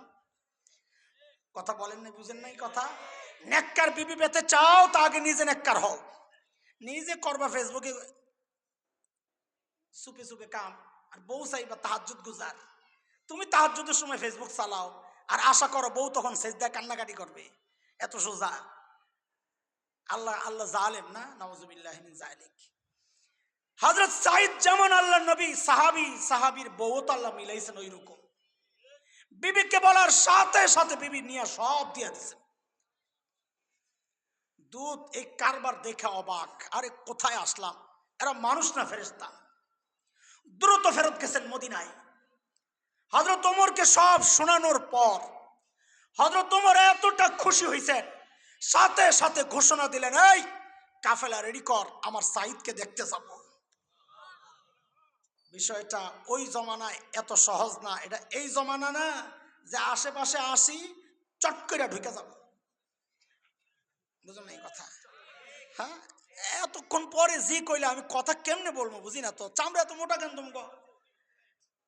চট করে ঢুকে যাওয়ার দিন না ওইটা, অনেক দূরে, অনেক প্রস্তুতি দরকার। হযরত ওমর তার হৃদয়টা এতটা আন্দোলিত হয়েছে, দেখার জন্য অস্থির হয়ে গেছে, বলে চলো কাফেলা রেডি করো। সাইয়েদনা ওমরের কাফেলা যখন হিমসে ঢুকে, গোটা হিমস যেন ভেঙ্গে পড়ে। চারদিক থেকে হাজারো মানুষ ছুটে ছুটে আসছে। কেন? আহারে মদিনা থেকে আমাদের আমিরুল মুমিনিন আসতেছেন, আল্লাহর নবীর শ্রেষ্ঠ সাহাবী ওমর ইবনুল খাত্তাব আসতেছেন এক নজর দেখার জন্যে। হাজারো মানুষ জমা হয়ে গেছে। সাইয়েদনা ওমর বসা, পাশে সাঈদ ইবনে আমের। হযরত ওমর চিন্তা করলেন, সাঈদকে আমি তো ভালো জানি, কিন্তু জনগণ কি বলে এই সুযোগে একটু পরীক্ষা করে নেওয়া যাক। অনেক সময় দেখা যায় নেতার কাছে নেতা ভালো, কিন্তু পাবলিক দেখতে পারে না। হয় না? হয় না? হযরত ওমর ডাক দিয়া জানতে চাইলেন, এই হিমসের মানুষ, তোমাদের গভর্নরের বিরুদ্ধে কারো কোনো অভিযোগ থাকলে দাঁড়ায়া যাও। বাপরে বাপ, 1 বছর আগে আপনাদের এলাকায় যদি আইসা কেউ জিজ্ঞেস করতো, এই আপনাদের এলাকার নেতার বিরুদ্ধে কারো কোনো অভিযোগ আছে, তো পাবলিক মাথা নিচের দিকে দিয়া কি বলতো? অভিযোগ তো আছে, কিন্তু দাঁড়ানো যাবে না, এখন দাঁড়াইলে সকালে শুয়ে পড়া লাগবে। কি তা তো আসতে কেন? তার মানে কি সয়না লোক আছে না কেন? আল্লাহ কি কয় না কয়, এখনো থাকে কেমনে? ডেভিল হান্ট চলতেছে, অপারেশন ভয়টা কাটে নাই। সাবাস, এই ভাই কইছে এই কথা। অপারেশন শয়তান কিলিং চলতেছে। ডেভিল হান্ট এর সহজ তর্জমা করছি, শয়তান কি অপারেশন ডেভিল হান্ট, শয়তান ধরতেছে শয়তান। তো এখনো শয়তান মাহফিলে থাকে কর্তিকা, শয়তানরা তো দৌড়ের উপর রাখছে। আল্লাহ বাংলাদেশকে শয়তান মুক্ত করে দেন। এই আমিনটা আরেকটু জোরে কর, কারণ কষ্ট তো পাইছি বেশি আমরা, এই জন্য আমিনটাও বেশি আমরাই শুনতে চাই। আল্লাহ আল্লাহ এই জালেম থেকে এই দেশকে আপনি হেফাজতে রাখেন। আল্লাহ আকবার। হযরত ওমর যখন বললেন এই কারো অভিযোগ থাকলে দাঁড়াও, বাপরে বাপ, ওই কোণা থেকে বুড়া দাঁড়ায় গেছে। আছে মানুষের অভ্যাস হলো মানুষ অনুকরণ প্রিয়, দেখা দেখি কাজ করে। আপনি রাস্তায় দাঁড়ায় ঘাটটা ব্যথা করতেছে, আকাশের দিকে কিছুক্ষণ তাকায় দেখেন, আপনার ঘাড় ব্যথা করতেছে, আপনি কিচ্ছু দেখতেছেন না। দেখবেন পাশে দিয়া যারা যায় অধিকাংশ মানুষ দাঁড়ায় দেখবে আপনি কি দেখতেছেন। কথা বলেন না, বুঝেন নাই? একজন দাঁড়াইছে, দেখা দেখি আরো তিনজন। হযরত ওমর তো অবাক, আরে কি, কাকে দেখতে আসলাম? আচ্ছা বলেন আপনার কি সমস্যা? আল্লাহ প্রথম জন দাঁড়ায় যে সমস্যার কথা জানাইলো, কি অবাক করা বিষয়। বলে কি, আমিরুল মুমিনিন কাকে দায়িত্ব দিছেন? উনি মাসে একদিন অফিসে আসে না। মাসে কয়দিন? আমরা তো সপ্তাহে ছুটি কাটাই 2.5 দিন। আর ইসলামী শাসন ব্যবস্থায় জনগণের অভিযোগ মাসে কয়দিন আসে না? হযরত ওমর তো রাগ হয়ে গেছে, সাইদ জবাব দাও, কেন তুমি মাসে একদিন অফিসে আসো না? আসামির কাঠগড়ায় আল্লাহর নবীর সাহাবী, হিমসের গভর্নর, যিনি সময়ের সেরা ধনী হওয়ার কথা, অথচ কেন মাসে একদিন অফিসে আসে না? তিনি জবাব দিচ্ছেন, আমিরুল মুমিনিন আপনি তো জানেন আমি গরিব মানুষ। এই যে আমার গায়ে 2 টুকরা কাপড় দেখছেন, যে একটা লুঙ্গির মতো করে পরা, আরেকটা চাদরের মতো করে জড়ানো, আমিরুল মুমিনিন আমার না এই 2 টুকরা কাপড় ছাড়া আর কোনো কাপড় নাই। বলে আরে মাসে অফিসে একদিন কেন আসো না, ওইটাই না বলবা? বলে এই এক জোড়া কাপড় 1 মাস পরতে পরতে দুর্গন্ধ হয়ে যায়, নিজেরও কষ্ট হয়, যারা আসে ওদেরও কষ্ট হয়, তাই মাসে একবার উপরেরটা ধুয়ে দেই, শুকাইলে নিচে পরি, নিচেরটা ধুয়ে দেই, শুকাইলে উপরে জড়াই। আমিরুল মুমিনিন এই কাজটা করতে করতে আমার বেলা একটু উপরে উঠে যায়, আমি আসি না এই কথা ঠিক না, আসি। উনি হয়তো সকালে এসে আমাকে না পেয়ে ভেবেছেন আমি আসি নাই, আসি একটু দেরি হয়। হযরত ওমর তো বুঝছেন অভিযোগের ধরন কি। দ্বিতীয় জন বলেন আপনার কি সমস্যা? দ্বিতীয় জন দাঁড়াইয়া কি বলে, আরো মারাত্মক অভিযোগ, আমিরুল মুমিনিন আমাদের গভর্নরে দিনে তো পাই, রাতে আর পাই না। কি ডিউটি নিছে ওনারে, রাতেও সময় দেওয়া লাগবে। আল্লাহু আকবার। ও ভাই একটু পিছনের কথা মনে করাইয়া দিই, কাদের কথা শোনাচ্ছি? না না, যারা মূর্তি পূজা যেন মিস না হয়, সফরে বগলের নিচে করে মূর্তি নিয়ে যাইতো, মনে আছে? এটা ছিল, হইল কি এবার শোনেন, কেন রাতে পাওয়া যায় না? হযরত সাইদ আসামির কাঠগড়ায় দাঁড়ায়া কাচুমুচ হয়ে জবাব দিচ্ছেন, আমিরুল মুমিনিন এটা তো প্রকাশ করার ব্যাপার ছিল না, এটা প্রকাশ করার বিষয় ছিল না, এখন তো না করেও পারছি না। আমিরুল মুমিনিন কেন আমাকে রাতে পাওয়া যায় না? কসমতু হায়াতি বাইনা রাব্বি ওয়া বাইনা ইবাদি। আমিরুল মুমিনিন জীবনটারে 2টা ভাগ করছি, রাতটা আমি আমার মালিককে সময় দেই, দিনটা মালিকের বান্দাদেরকে সময় দেই। আহ আমরা তো ব্যস্ত মানুষ, এত সময় কোথায় মালিককে টাইম দেওয়ার? আমাদের সংসার আছে, কারোবার আছে, ব্যবসা আছে, বাণিজ্য আছে, আমাদের রাজনীতি আছে, অথচ এই হায়াতের একটা ভাগ ফেসবুক ঠিকই পায়, এই হায়াতের একটা ভাগ ইউটিউব ঠিকই পায়, খেলোয়াড় পায়, গায়ক গায়িকা পায়, নায়ক নায়িকা পায়, পায় না কেবল আমার মালিক। মালিককে টাইম দেওয়ার সময় আমার হাতে নাই।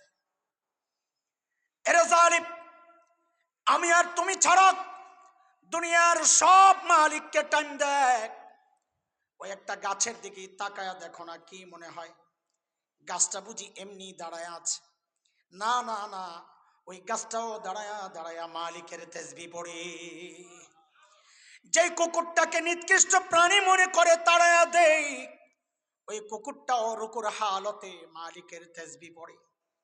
যে পোকামাকড় গুলো পায়ে দলে মেরে ফেলি, ওই পোকামাকড় গুলো সেজদার হালতে মালিকের তাসবিহ পড়ে।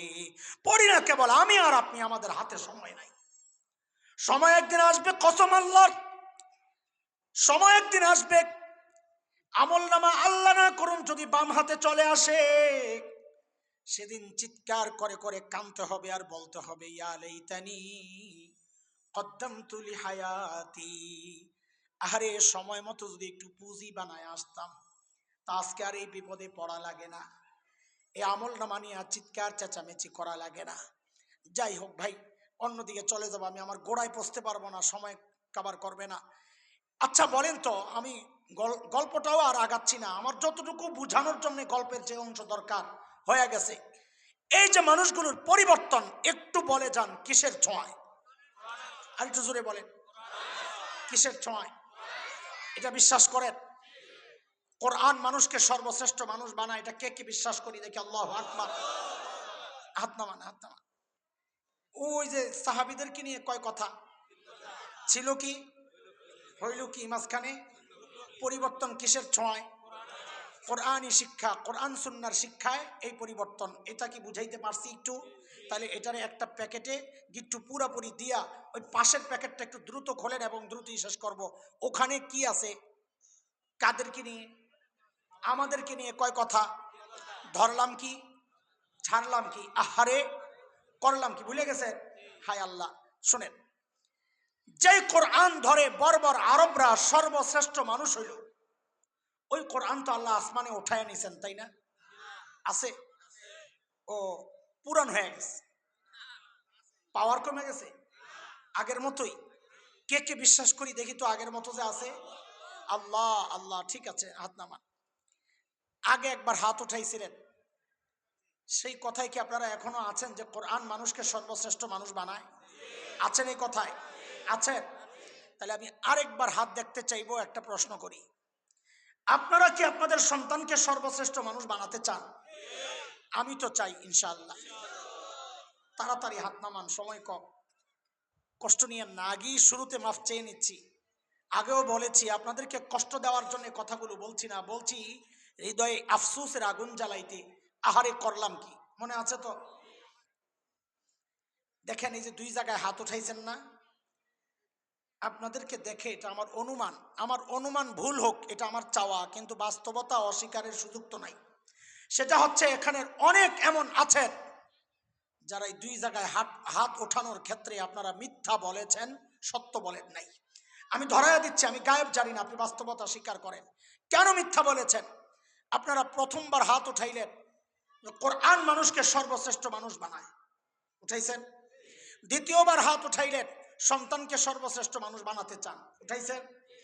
দ্বিতীয়টা থেকেই ধরি, যদি দ্বিতীয়টা সত্য হয়, সন্তানকে সর্বশ্রেষ্ঠ মানুষ বানাতে চান, এই কথা যদি সত্য হয়, তো আপনারা না একটু আগে বললেন সর্বশ্রেষ্ঠ কোরআন বানায়, তাইলে তো আপনার প্রথম দ্বিতীয় কথা সত্য হইলে, সন্তানকে সর্বশ্রেষ্ঠ মানুষ বানাতে চাইলে সন্তানকে তো সর্বশ্রেষ্ঠ যেই কোরআন বানায় ওই কোরআনই প্রতিষ্ঠানে পাঠানোর কথা ছিল, ওখানে না পাঠাই আপনারা পাঠাইলেন কোথায়?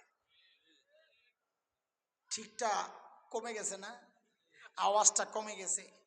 আপনাদেরকে কষ্ট দেওয়ার জন্য বলছি না, কথা সত্য কিনা তা বলেন। ঠকছেন না জিতছেন? বলেন, সন্তানকে যারা দিন শেখাচ্ছেন না, ঠকছেন না জিতছেন? একটু বলেন। এখন আমাদের তালে তালে বলতেছেন, কিন্তু আমি বুঝাইয়া দিলে দিল থেকেই বলবেন ইনশাআল্লাহ। তার আগে আমরা আমাদেরটা একটু বলি, নিজের ঢোল একটু পিটাইয়ে নেই। আমরা যারা মাদ্রাসায় পড়েছি, আলহামদুলিল্লাহ, আমরাও ঠকি নাই, আমাদের মা বাবাও ঠকেন নাই। কেন কেন আমরা কেন ঠকি নাই? খুব সংক্ষেপে শেষ করব। আমরা কেন ঠকি নাই? দেখেন, দুনিয়ার রাজা বাদশাদের চেয়ারে আমরা বসতে পারি নাই, বসতে চাইও না, কিন্তু এটা এক চরম বাস্তবতা। কোরআনের কারণে, অন্য কিচ্ছু না, কোরআনের কারণে, কোরআনী শিক্ষার কারণে আল্লাহ মানুষের হৃদয়ে আমাদের প্রতি যেই শ্রদ্ধা আর ভালোবাসা রেখেছেন, দুনিয়ার রাজা বাদশারা এর ধারে কাছেও নাই। কথা ঠিক কিনা বলেন? আমাদের মা বাবাও ঠকেন নাই।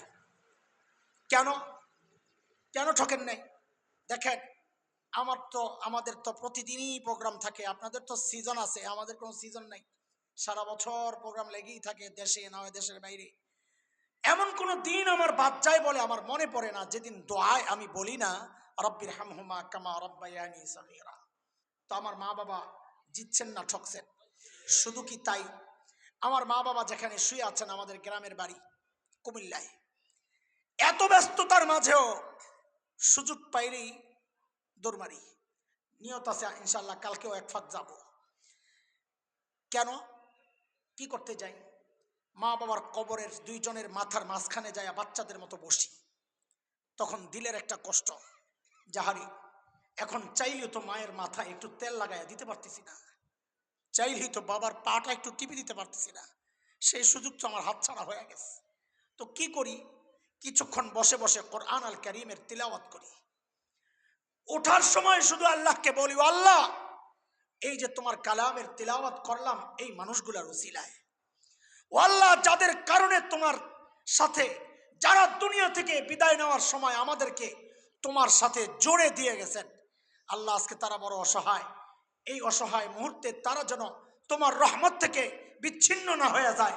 রব্বির হামহুমা কামা রব্বায়ানি সগীরা। বলেন, আমাদের মা বাবা জিতছেন না ঠকছেন? আপনারা যারা সন্তানকে দিন শেখাচ্ছেন না, আপনি নিজেও ঠকেছেন, সন্তানকেও ঠকাচ্ছেন। কেন? ঠিক বলতেছেন, আগেই বলেছি, তালে তালে হয়তো ঠিক বলতেছেন, কিন্তু একটু বুঝে শুনে দিল থেকে বইলেন, বুঝার চেষ্টা করেন। কেন? এক নাম্বার, আমি দুই তিনটা কেন খুব সংক্ষেপে বলে শেষ করব। এক নাম্বার, দেখেন পত্রিকাওয়ালাদের রিপোর্ট, আমার কাছে পত্রিকার কাটিং আছে, এটা মানব জমিনে আসছিল আরো 5-7 বছর আগে, রেখে দিছি। পত্রিকাওয়ালাদের রিপোর্ট হচ্ছে, উচ্চ শিক্ষার হার যত বাড়ছে, সন্তানের সাথে বাবা মায়ের দূরত্বটাও তত বাড়ছে। পারলে অস্বীকার করেন। আমি এখানে যখন আসতেছিলাম তখন উপস্থাপক বৃদ্ধাশ্রমের কথা বলছিলেন, তখনই মাথায় আসছে যে এই কথাই বলা দরকার। এই যে কথাটার বাস্তবতা আপনি পাইবেন খুঁজলে কোথায়? বৃদ্ধাশ্রমে। 2-3 বছর আগে এক ঈদের দিনের ডকুমেন্টারি আসছে আমার কাছে, টেলিভিশন, কোন এক টেলিভিশন জানি না, বৃদ্ধাশ্রমে গেছে। বুড়া বুড়ি যারা ওখানে থাকে এরা নর্মাল কোনো পরিবারের না। আমি দেখেছি তাদের পরিচয় জানার পর, তারা হাই সোসাইটি, এলিট শ্রেণী, ছেলে মেয়ে ইউরোপ আমেরিকায় থাকে, নিজেও উচ্চ শিক্ষায় শিক্ষিত ছিলেন এবং বড় সরকারি চাকুরি ছিলেন। এমন মানুষগুলোর যখন সাক্ষাৎকার নিচ্ছে পরিচয় জানার জন্য, তাদের কষ্ট দেখলে চোখ দিয়া ঝরঝর করে পানি পড়তেছে, কেউ লজ্জায় মুখ লুকাচ্ছে।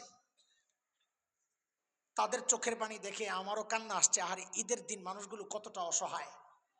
কিন্তু একটা জিনিস কল্পনা করে গর্বে আমার বুকটা ফুলে গেছে, সেটা কি জানেন? এই যে শত শত বুড়া বুড়ি, একজন বুড়িও তার পরিচয় দেওয়ার সময় বলেন নাই আমি হাফেজের মা। একজন বুড়াও তার পরিচয় দেওয়ার সময় বলেন নাই আমি আলেমের বাবা। কোন হাফেজ আলেমের বাবা মা এটা বলতে পারেন না, কারণ তাকে শেখানো হয়েছে এটা তোমার মায়ের পায়ের তলে তোমার জান্নাত। এই জান্নাতকে বৃদ্ধাশ্রমে কেমনে রাখবে সে? জান্নাত তো সে তার মাথায় তুলে রাখে। ঠকছেন না জিতছেন? আবার জিজ্ঞেস করি। এরপরে আচ্ছা, যে মাদ্রাসায় দিছে সে জিতছে, কিন্তু যে দেয় নাই, মাদ্রাসা জরুরি না।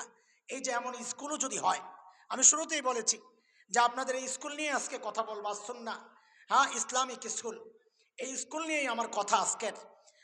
আরেকটা উদাহরণ দিব, তারপর আমি আখেরাতে চলে যাব। শেষ উদাহরণ দিয়ে শেষ করবো ইনশাআল্লাহ। দুইটা কথা দেখেন, আমি যেই মসজিদের খতিব, সায়েন্স ল্যাব বাইতুল মামুর মসজিদ, ধানমন্ডি নিউ মার্কেট। এখন তো গুলশান, বনানী, বাড়িধারা এই সমস্ত এলাকায় ধনীরা থাকেন, এক সময় সব তো থাকতো ওখানে। ওই সময়ের একজন বড় মানুষ মারা গেছেন, ছেলে উচ্চ শিক্ষিত, পিএইচডি করা ডক্টর, আমেরিকার এক ইউনিভার্সিটির প্রফেসর। বাবার মৃত্যুর খবর শুনে ছেলে আসা শুরু করছেন। লাশ হসপিটালে, জানাজা হবে আমাদের মসজিদে। এলাকার মুরব্বীরা আমাকে বললেন, বাবা এই মানুষটার সাথে তোমার বাবার খুব হৃদ্যতা ছিল, ভালো সম্পর্ক, আমরা ওই মহল্লায় 60 বছরের, সায়েন্স ল্যাবে তোমার বাবার খুব ভালো সম্পর্ক ছিল, জানাজাটা তুমি পড়ালে পরিবার খুব শান্তি পাবে। ঠিক আছে, পড়াবো। জানাজা পড়ে, এই ভাই ভালো করে শোনেন, জানাজায় দাঁড়াবো, এর মধ্যেই দেখি ওই মানুষটা হাউমাউ করে কাঁদতেছে। আমি অবাক। কেন অবাক? কারণ এই টাইপের মানুষ যারা বিদেশ বিদেশ লেখাপড়ার জন্য ঘুরে, তাদের কেন জানি কান্না কমে যায়। এটা আমার পরীক্ষা, আমি দেখেছি। ইনি কেন এইভাবে কান্না করবেন? তো আমি সান্ত্বনার জন্য কাছে টানলাম, ভাই বাবা চলে গেছেন, আমারও তো বাবা নাই, মাও নাই, একদিন আপনিও চলে যাবেন, আমিও থাকবো না, সবর করেন, ধৈর্য ধরেন। ভদ্রলোক আমাকে বলেন কি জানেন, হুজুর বাবা চলে গেছেন, আমি সেই জন্য কান্না করছি না। আমি তো আরো অবাক হয়ে গেছি, তো কি জন্য কান্না করছেন? তো ভদ্রলোক বলে কি, আমি আমার বাবার লাশের সাথে একটু কথা বলতেছি, বাবা জবাব দিচ্ছেন না, সেই জন্য কান্না করতেছি। কি কথা বলতেছেন? বলে বাবাকে জানতে চাচ্ছি বাবার কাছে, ও বাবা, আমাকে উচ্চ শিক্ষায় শিক্ষিত করার জন্য তুমি তোমার জীবন যৌবন শেষ করেছ, তোমার কামাই রোজগার শেষ করেছ, সুখ আনন্দ বিসর্জন দিয়েছ, হয়তো তুমি সফল হয়েছ, আমাকে উচ্চ শিক্ষায় শিক্ষিত করেছ, কিন্তু বাবা এখন তুমি আমার সামনে লাশ হয়ে শুয়ে আছো, এখন আমার দায়িত্ব তোমার জানাজা পড়া। ও বাবা একটু জবাব দাও, এত কিছু শিখাইলা, এত কিছু পড়াইলা, তোমার জানাজায় কি পড়বো বাবা, এইটা কেন শিখাইলা না? জবাব দাও বাবা। গর্ব করেন না? ছেলে ডাক্তার, ইঞ্জিনিয়ার, গর্ব করেন। আরে গর্ব তো করবে হাফেজের বাবা, গর্ব তো করবে আলেমের বাবা। যে বাবা মায়ের সন্তান জানাজা পড়ানোর যোগ্যতা রাখে না, আর যাই হোক ওই বাবা মার গর্ব করা সাজে না। এই তো গেল দুনিয়ার ঠকাঠকির ব্যাপার। আসল ঠক তো রয়ে গেছে হাসরের মাঠে। যেই সন্তানের ক্যারিয়ার করে নিজের দুনিয়ার ক্যারিয়ার শেষ করেছেন, ওই সন্তান আপনার জান্নাতি ক্যারিয়ারটা ঠিকই বরবাদ করে দিবে।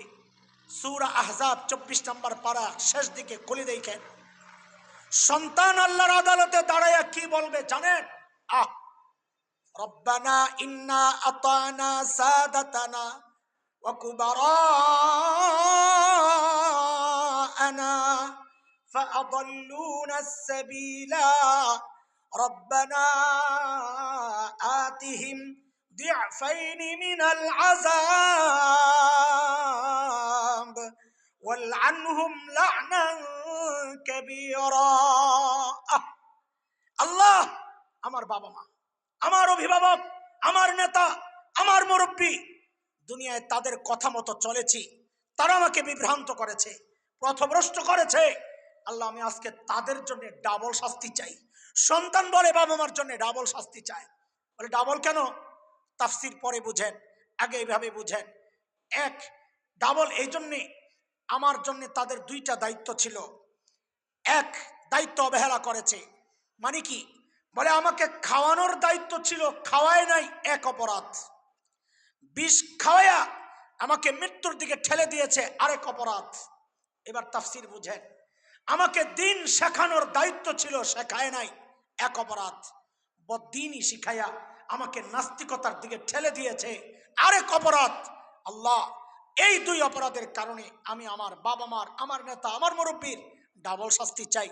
আপনি তো রহমান রহিম, বান্দার কান্নাকাটি দেখলে আপনার মায়া লাগতে পারে। যারা দুনিয়ায় আমার উপর কোনো মায়া করে নাই, আমিও তাদের কোনো মায়া চাই না। বলে কি চাও?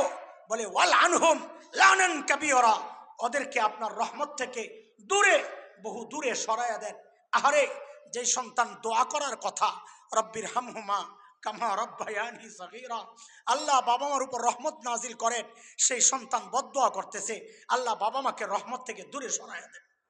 এরপরেও গর্ব আপনারাই করেন, করেন করেন গর্ব, কে ঠেকাবে আপনাদের? আমাদের বলার দায়িত্ব বলে যাচ্ছি, সন্তানকে আপনি ডাক্তার বানান, আমাদের কোনো কথা নাই, বানান। আপনি ডাক্তার না বানালে আমার চিকিৎসা কে করবে? সন্তানকে আপনি ইঞ্জিনিয়ার বানান, আপনি ইঞ্জিনিয়ার না বানালে আমার মসজিদ মাদ্রাসা কে বানাবে?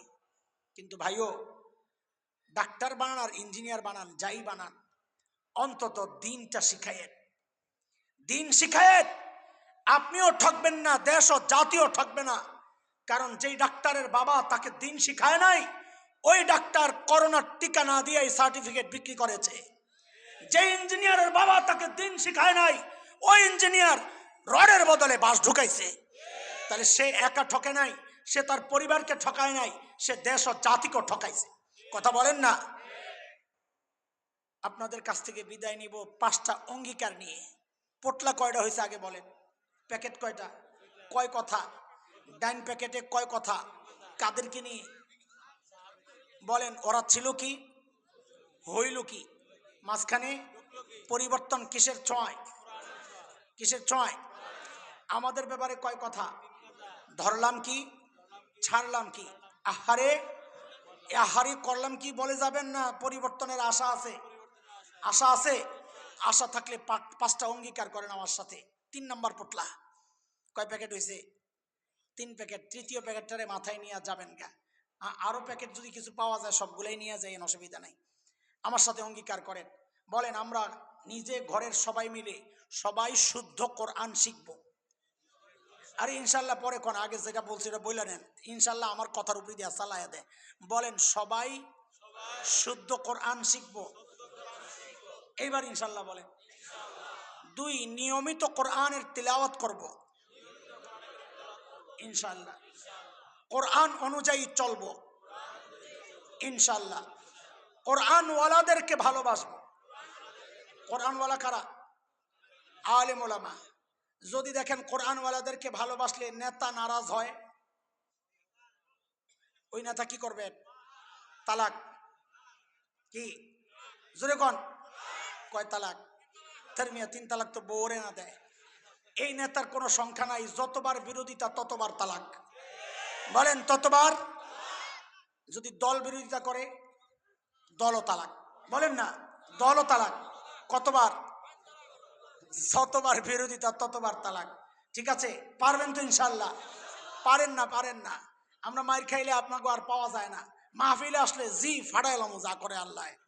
না না, এমন হলে চলবে না ইনশাল্লাহ। বকটা পাইতা দিতে হবে আলেমের সামনে, যে গুলি চালাইতে হয় আমার বকে চালাও। পারবেন না আবু সাইদের মতো হাত ছড়াইয়া দাঁড়াইতে? হ্যাঁ, একজন আবু সাইদ যদি বিপ্লবের এই আওয়াজ উঠাইতে পারে, তো বাংলাদেশে দিন কায়েমের জন্য লক্ষ আবু সাইদ কি পাওয়া যাবে না যুবক? আরে আসো প্রস্তুত ইনশাআল্লাহ। আল্লাহ কবুল করেন, আল্লাহ কবুল করেন। কয়টা গেল? 4টা। 5 নাম্বার, দ্বীনি প্রতিষ্ঠান, কোরআনী প্রতিষ্ঠান যেখানেই দেখবো সহযোগী হইয়া পাশে দাঁড়াইয়া যাবো ইনশাআল্লাহ। ঠিক আছে ইনশাআল্লাহ। দাওয়াত দিয়ে গেলাম। এই যে আসুন্নাহ ইসলামিক স্কুল, এটার উপর ভিত্তি করে আপনাদেরকে কিছু কথা বলার চেষ্টা করলাম। আমি খুশি হব যখন জানবো যে এই স্কুলে ছাত্র নেওয়ার আর কোনো সুযোগ নাই। এলাকাবাসী চাপ দিছে আপনাদের বিল্ডিং বাড়ান, আমার বিল্ডিংয়ে কাম চালান। এমন একটা পরিবেশ আমরা দেখতে চাই। আল্লাহ কবুল করেন, আমিন। ওয়া আখিরু দাওয়ানা আলহামদুলিল্লাহি রাব্বিল আলামিন। আসসালামু আলাইকুম ওয়া রাহমাতুল্লাহি ওয়া বারাকাতুহু।